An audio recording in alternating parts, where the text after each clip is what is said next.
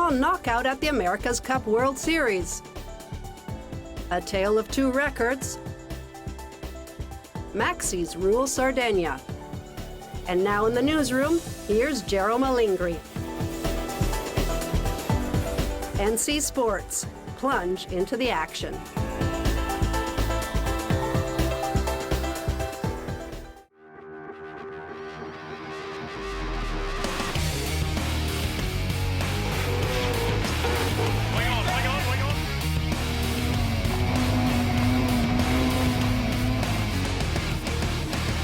Welcome to the latest NC Sports edition. This is Vittorio Malingri, and once again we've got major water sports action and top events coming your way. So let's quickly move on to today's lineup for all the details.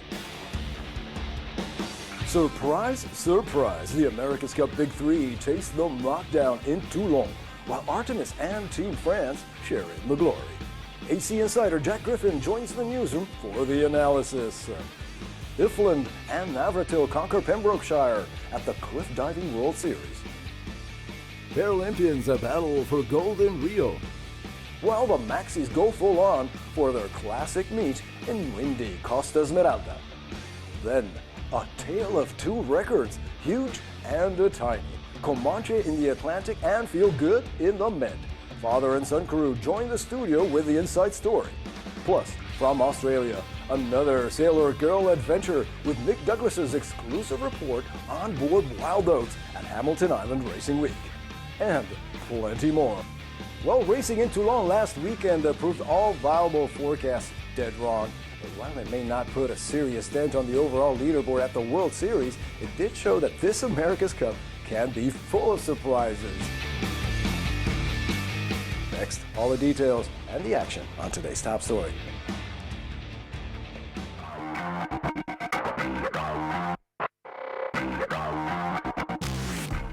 Light and shifty winds in Toulon last weekend made for some extremely tactical and frustrating sailing in Act 4 of the America's Cup World Series. Summer high pressures in the Med will fool the very best, but against all forecasts, Artemis Racing with Nathan Outridge on helm and Ian Percy on tactics made the very best of the local conditions. Taking the lead with 1-1-3 on the first day, the Swedish team kept consistent on Super Sunday, when points count double, with another first, a third, and a fifth place.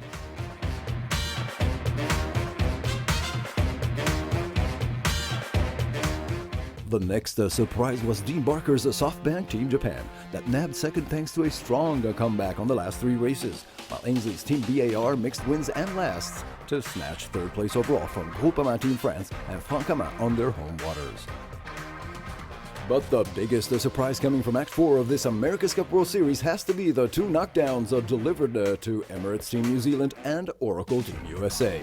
Never in tune with Toulon, they paid the price at the bottom of the fleet.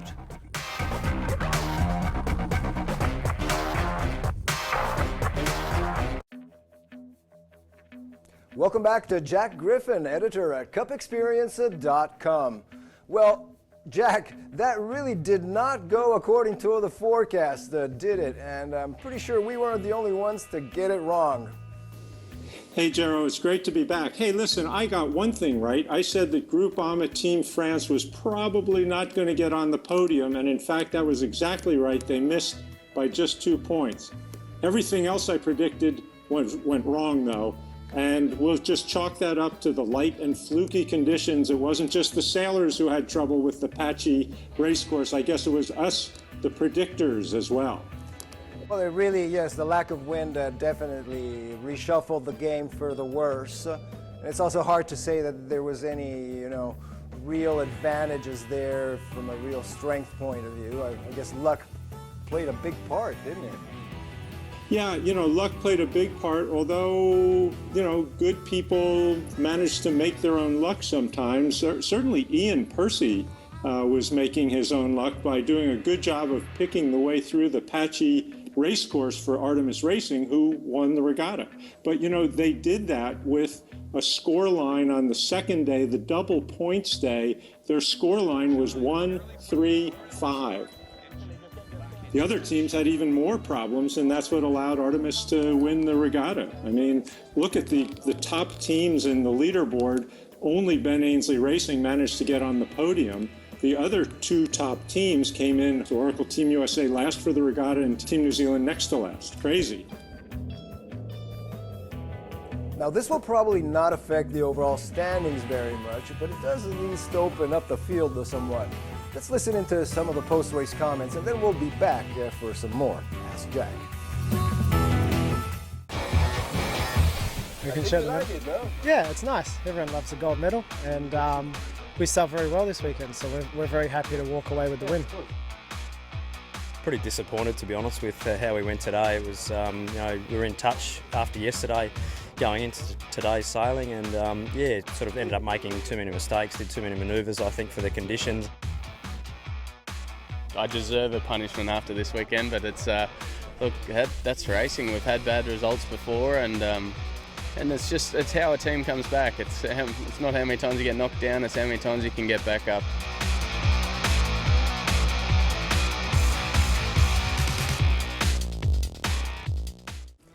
Well, we heard it there from disheartened Tom Slingsby.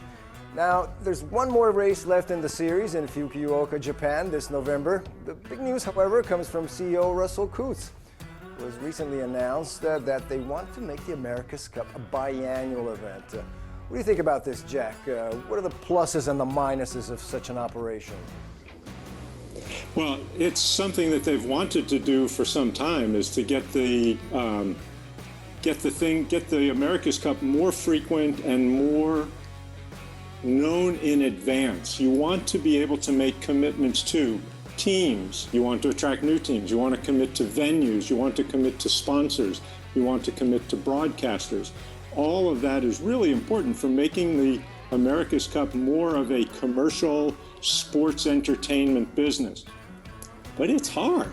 I mean, you've got to get everybody agreed ahead of time to what the protocol will be for the next time. And right now, not everybody's in agreement. So it's a great objective, but it's still a bit of wishful thinking, I'm afraid. Do you think that might increase the number of teams, or that might affect the number of teams participating in the future? Well, the number of teams, it's complicated, because not only do they want to run the next America's Cup in 2019, they want to run it using the race boats that they will have next year, the new America's Cup class. Guess what? At the end of the America's Cup in 2017, there will be a grand total of 6 of those boats in the world, and there are 6 teams. So if they want to launch right into a new America's Cup World Series using those boats, somebody's going to have to build a couple more boats for the new teams that they hope to have. And guess what? Those boats are going to be traveling around the world, stop to stop, for the America's Cup World Series. What are the teams going to be using for development and training? They'll have to build some more of them. So the devil is in the details, and there are a couple of logistic details, but there's a really big detail, which is getting the agreement of all 6 teams ahead of time. If you don't have that, you can't make anything else nailed down. That's just kind of the way it is. And we know how complicated that can get at the America's Cup, Jack. Thank you so much for hanging out with us today. We'll hook up soon, and we'll talk some more America's Cup when you meet with us. Okay, Gerald, great. Good to be with you. Look forward to the next time. Next on the NC Sports Briefs, cliff divers take the plunge in Pembrokeshire, Wales, while the magnificent Maxis race under superb wind conditions in Sardinia.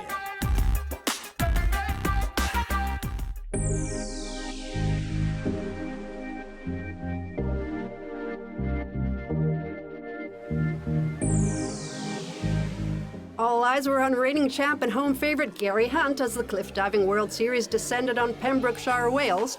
But it was Czech diver Michael Navratil who stole the show with his first win in 8 years on the circuit, despite recent knee surgery.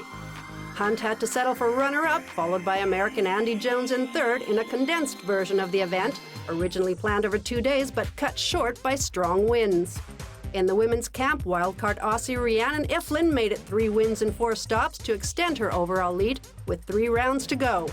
Hot off a win in Italy last month, Canadian Lisanne Richards secured the number 2 spot, while American Chesley Carlton completed the podium. Next up, the series heads to the iconic Starry-Most Bridge in Bosnia-Herzegovina.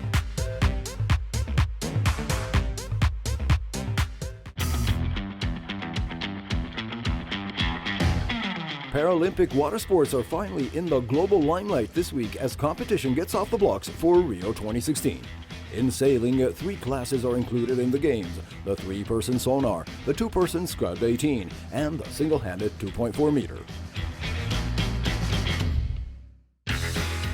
All regattas are mixed gender and crew selection follows official disability rating formulas. Paralympic canoe sprinters are also on the water with both men and women competing in the KL1, 2, and 3 divisions. Full updates and medal tallies in the next NC Sports edition.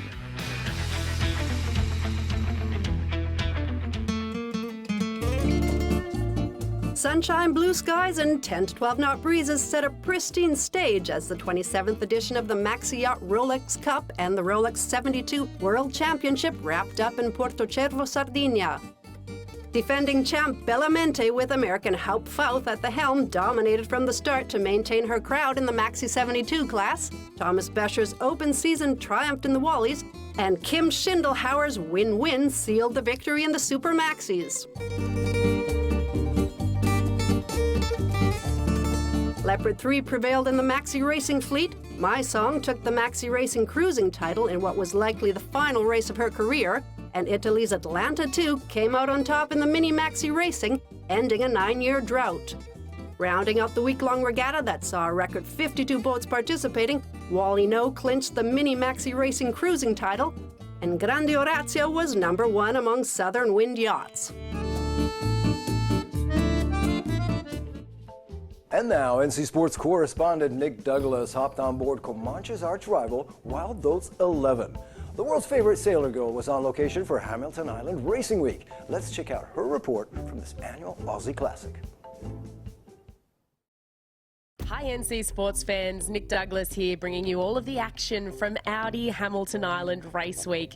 What a fantastic week in the tropics. I have to say it is one of those events that you really have to mark down on your must-do calendar. Plenty of wildlife, both in and on the water.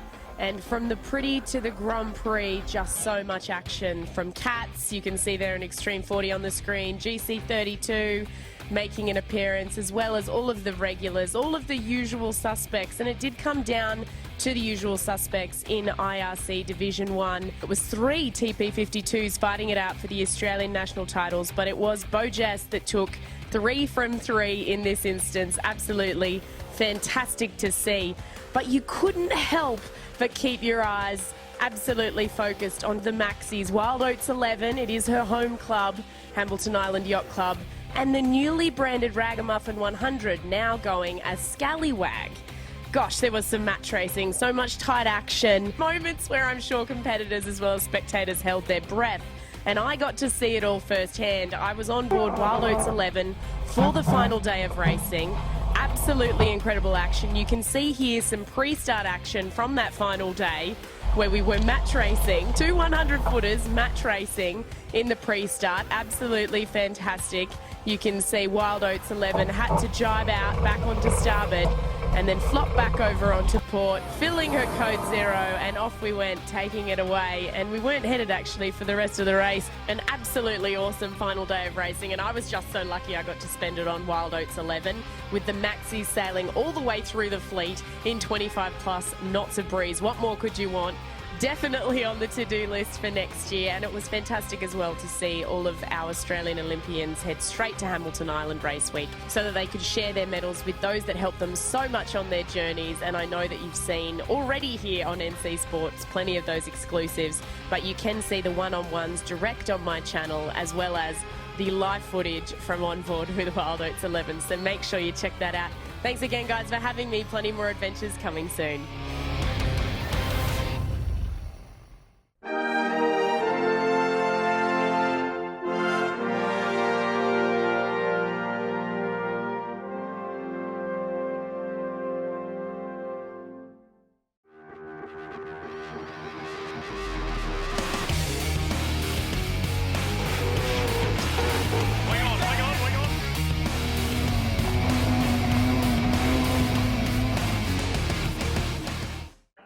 We're back on NC Sports. Each and every year we witness dozens of speed sailing records, but very few successful ones.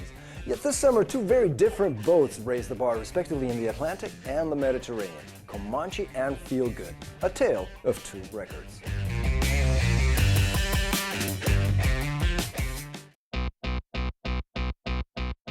Two oceans, two boats, two crews, one common goal, to set a new world record for speed.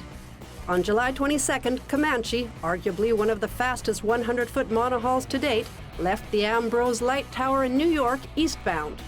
5 days, 14 hours, 21 minutes, and 25 seconds later, it arrived in Lizard Point, UK, having crossed 2,880 nautical miles of Atlantic Ocean and beating the existing record by more than a day. On August 5th, Feel Good, a tiny 20-foot beach catamaran, left Marseille, France. 1 day, 18 hours, 58 minutes, and 19 seconds later, it arrived in Tunis, having covered 455 nautical miles southbound across the Med and beating the unofficial record by over 10 hours. The first endeavor was 6 years in the making. Owner Texas millionaire Jim Clark enlisted the help of a rotating crew of 30 of the world's top seamen, plus a huge team of experts working on and offshore to reach his goal.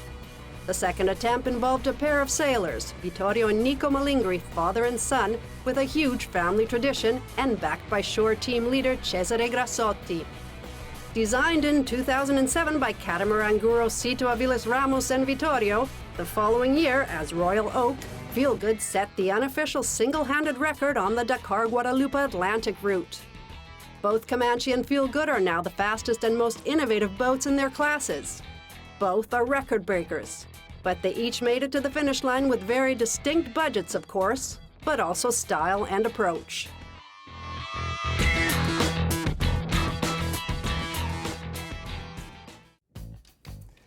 Well, this may look like a family reunion, but it's not. Well, actually it is. Now, for those wondering what's going on here, yes, these two guys are my cousins, and they are also pro sailors in their own right, since they just crumbled the Marseille-Carthage record on the 20-foot camera and Feel Good, as if you've just seen.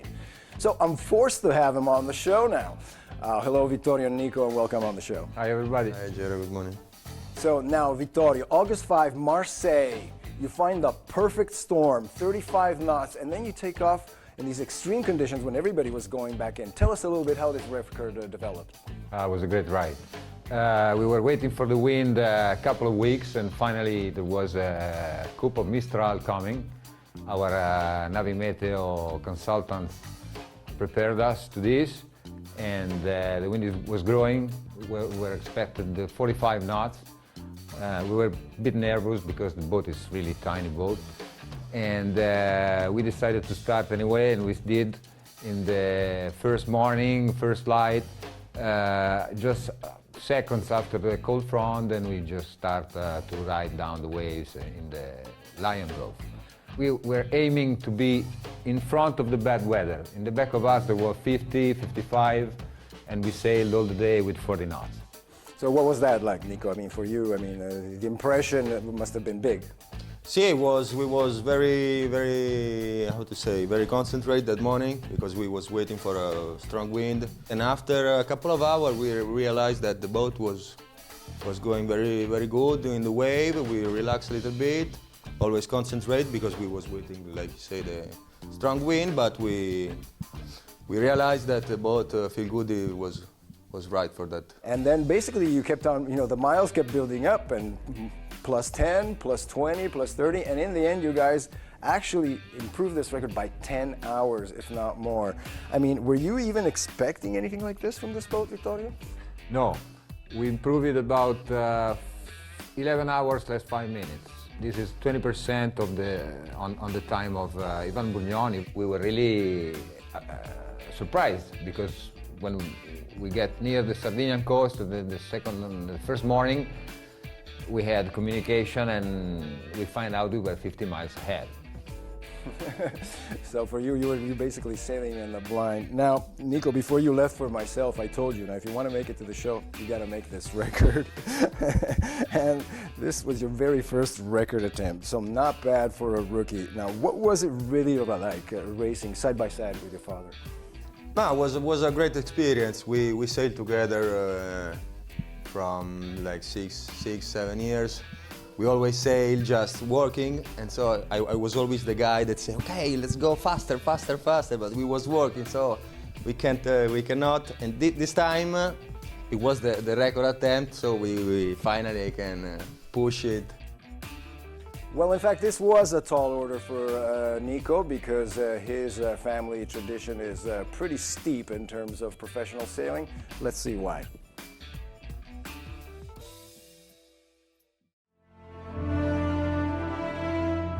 Vittorio Malingri is one of Italy's offshore sailing veterans with literally hundreds of thousands of nautical miles covered on both monos and multi-hulls over the past 4 decades. He was the first Italian to take part in the Vendée Globe of 1992 and has raced in a number of renowned top-tier transats, on many occasions against but also with childhood friend Giovanni Soldini. He is himself a second-generation pro sailor since his father Franco, Uncle Doy and Aunt Carla took part in the legendary first Whitbread of 1973. Since then, the family has never stopped sailing, designing or building, but above all, teaching the art of sailing.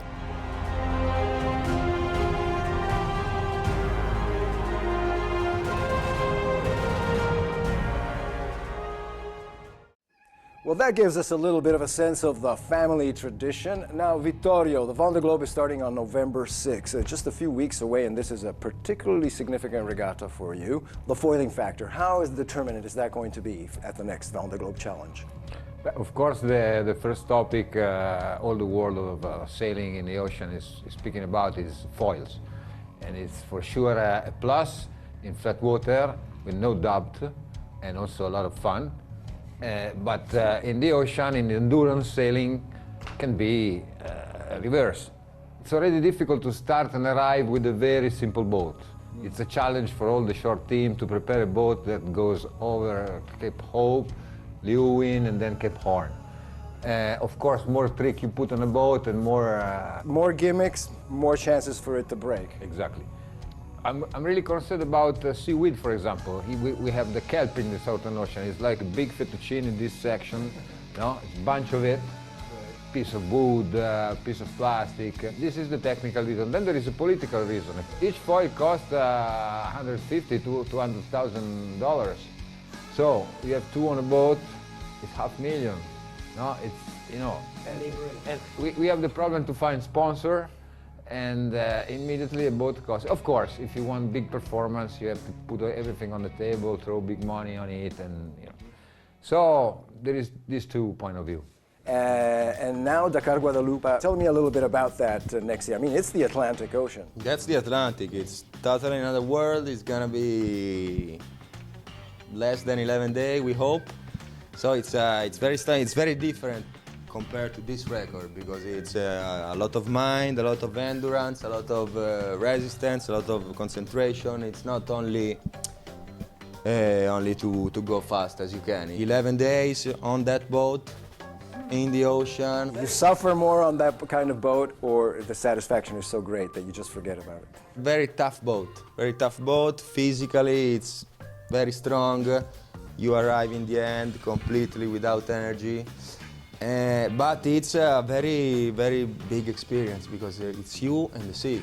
In that kind of boat, you can flip out any time. It's very dangerous. It's completely another world from other kind of boat. It's a lot of suffering while you're doing it. It's a lot of satisfaction when you finish it. And it's exactly the same proportion. Okay. Thank you so much for being with us. Thank you, guys. More foiling at the GC32 Racing Tour and the Extreme Sailing Series, plus a second Chinese stop for the F1 H2O circuit. A great way to spend the weekend if you're close by. Mark the dates. It's all on the NC Sports calendar.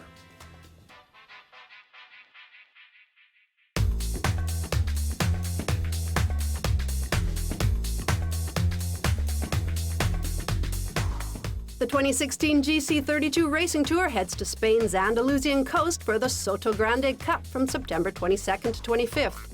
Going into the 4th and penultimate stop of the season, Norauto, skippered by Volvo Ocean Race winner Frank Cama, tops the leaderboard with 4 points, chased by Sweden's Team Tilt with 6 and Armin Strong with 11. The tour wraps up in Marseille in October.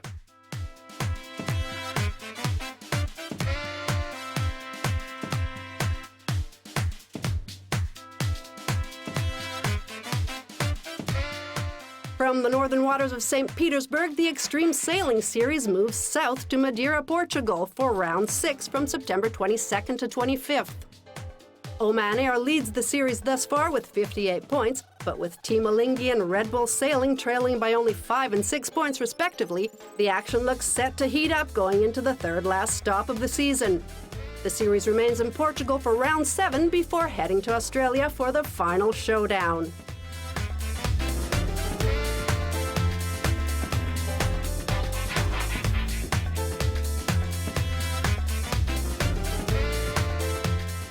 The F1 H2O UMI World Championship continues its China leg with the Liuzhou GP from October 1st to 3rd. The hotly contested race for the title sees Frenchman Philippe Chiappe out in front with 52 points, followed by American Sean Torrente with 45 and Italy's Alex Carella with 42. Carella, who earned a second yellow card for dangerous driving at the Harbin GP, risks a one-race ban if he receives a third.